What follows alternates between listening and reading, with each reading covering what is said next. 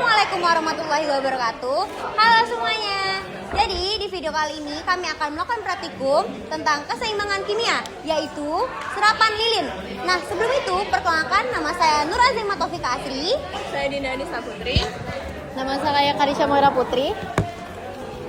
Nama saya Ninta Biskani sendiri. Nama saya Natalia Sikampul. Nama saya Fitri Cahaya. Nama saya Vandori Kisya Putra.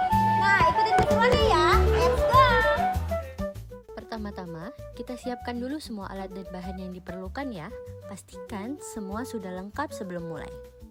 Setelah itu, nyalakan lilin menggunakan korek api. Pastikan kalian berada di area yang tidak terlalu terkena angin supaya tidak ada kesulitan saat menyalakan lilin.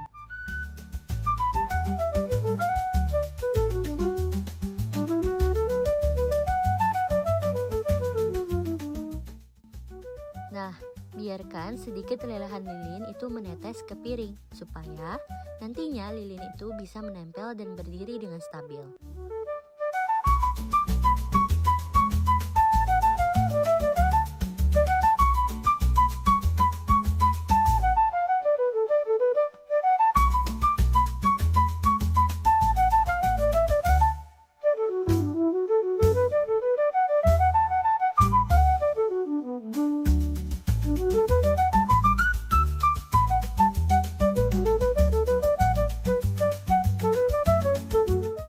Selanjutnya, kita campurkan pewarna ke dalam air. Di sini, kami menggunakan warna kuning. Tapi, kalian juga bisa kok pakai warna favorit kalian. Jangan lupa aduk sampai warnanya tercampur rata ya. Nah, di sini tujuannya menggunakan warna itu supaya nantinya pergerakan air ini bisa terlihat lebih jelas dibandingkan warnanya bening. Lanjut ke penuangan air. Untuk percobaan pertama, kita tuangkan air dalam jumlah yang cukup banyak ke piring.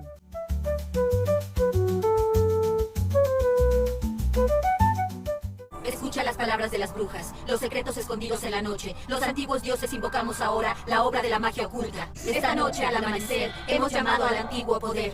Aquí ahora las palabras de las brujas, los secretos que se esconden en la noche. A los antiguos dioses invocamos ahora. Donde la obra de la magia se oculta. Lalu, tutup perlahan lilin dengan gelas sampai apinya padam ya.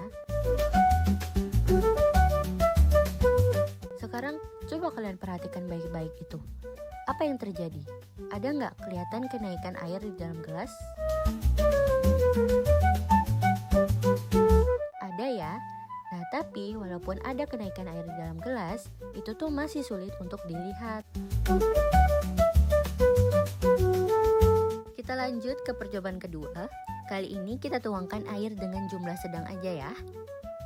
Lakukan langkah yang sama, yaitu menutup lilin dengan gelas. Nah, sekarang coba diamati lagi.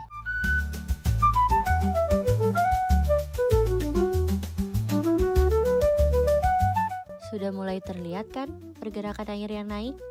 Meskipun belum terlalu jelas kan teman-teman? Terakhir, kita masuk ke percobaan ketiga. Tapi karena apinya mati dan lilinnya jatuh, jadi kami hidupin dulu ya sama stabilin. Kali ini airnya yang kita tuangin itu sedikit saja seperti yang bisa kalian lihat tadi. Nah, setelah itu tutup lagi dengan gelas seperti sebelumnya. Perhatikan baik-baik ya.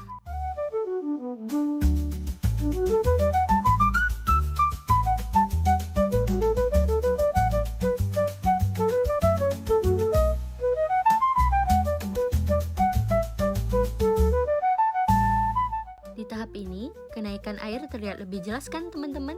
Bahkan air yang di luar gelas pun hampir semuanya masuk ke dalam gelas. Kalian bisa lihat area di sekitar gelas yang ada di luar itu jadi seperti surut. Sekarang kita bahas ya, kenapa airnya bisa naik ke dalam gelas. Jadi, waktu lilin menyala, api itu butuh oksigen dari udara di dalam gelas. Nah, pas kita tutup dengan gelas, oksigennya jadi terbatas dong, yang dimana lama-kelamaan bakal habis dan akhirnya apinya padam. Nah, tapi di sini nih yang menarik. Saat api menyala, udara di dalam gelas itu jadinya panas kan? Nah, begitu apinya mati, udara mulai mendingin. Nah, menurut kalian, kalau udara mendingin, dia itu bakal mengembang atau menyusut? Yap, benar. udaranya jadi menyusut. Akibatnya, tekanan di dalam gelas itu jadinya lebih kecil dibandingkan tekanan di luar. Nah, karena tekanan di luar lebih besar, air dari piring itu terdorong masuk ke dalam gelas. Makanya kita lihat airnya naik. Nah, sekarang kenapa di tiap percobaan hasilnya beda-beda? Padahal angkanya sama, cuma jumlah airnya yang beda.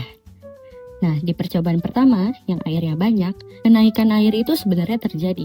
Tapi kurang terlihat jelas karena airnya itu lebih banyak dan ruangan di dalam gelas itu terlihat lebih penuh. Karena dari awal itu sudah terisi. Terus di percobaan kedua yang airnya sedang.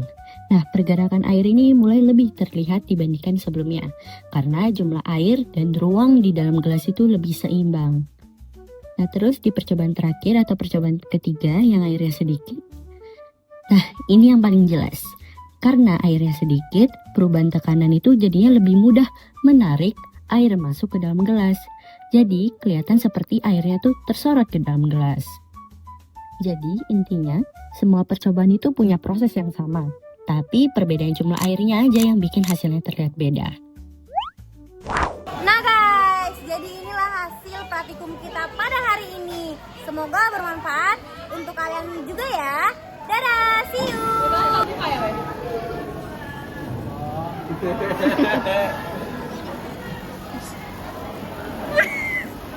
Detik-detik dibuka. Siapa mau dibuka? Mau dibuka? Gak usah. Detik-detik dibuka. 3, 2, 1.